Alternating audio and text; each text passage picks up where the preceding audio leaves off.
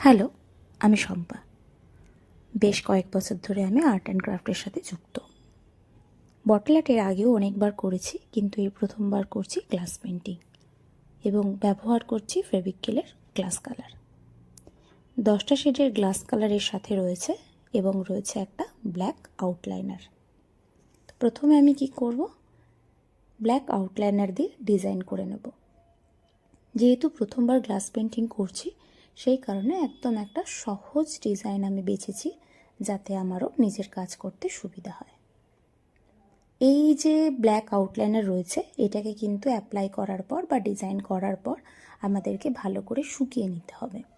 যদি আমরা না শুকাই এবং এর উপরে কালার ফিল করি, তাহলে কিন্তু এইটার সাথে কালারটা মিক্স হয়ে যাবে এবং যে ডিজাইনটা আমরা বানিয়েছি সেই ডিজাইনটা কিন্তু নষ্ট হয়ে যাবে। ব্ল্যাক আউটলাইনার শুকানোর পর আমি একে একে বক্সগুলো কালার দিয়ে ফিল করেছি।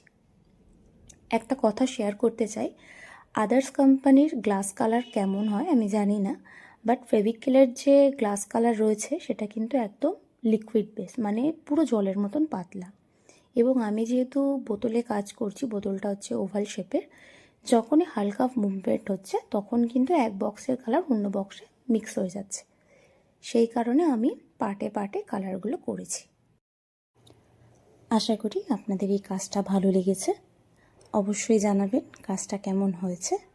আর নেক্সট ট্রাই করব যে কোনো ডিজাইনের মধ্যে গ্লাস পেন্টিং করার। সবাই ভালো থাকবেন। Thank you.